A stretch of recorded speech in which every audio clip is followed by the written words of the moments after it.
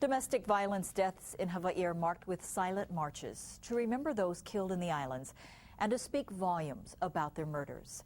Tonight, 2 victims are being remembered from 2 different tragedies. KITV4's Paul Drews joins us live with much more on this march. Paul, who are the latest victims silenced by domestic violence? Claire Kaneshiro from the Garden Isle was remembered by those who knew her as a light to the world and a gem to Kauai.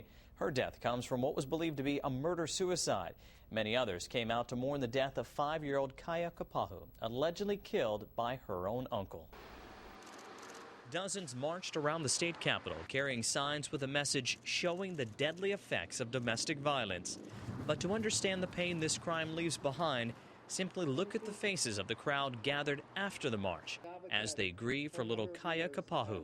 That pale white brow so fair, she was too pure for this cold earth, too beautiful to stay.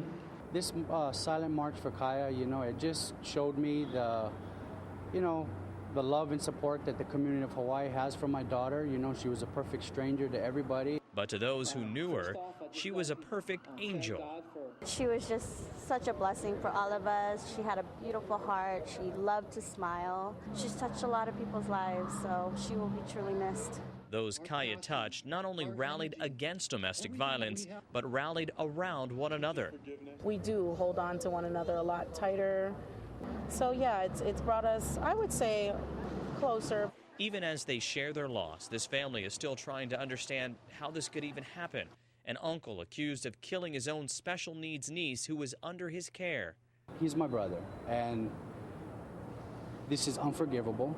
I don't understand. He could have asked for help. I asked him for help with my daughter. He opened his arms to me, and if it was too much for him to handle, I could have been on the next plane to get her.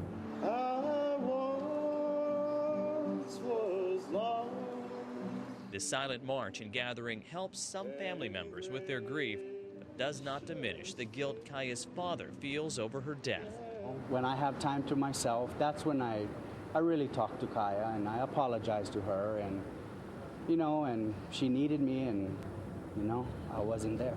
While this little girl is gone, Kaya still holds a special place with her father and her family. She'll never be forgotten. She'll always be in my heart. While some in the Kapahu family have already started saying their goodbyes, there will be a funeral service for Kaya on March 13th, starting at 10 a.m. at the Nu'uanu Memorial Park. Reporting live, Paul Drews, KITV4 News.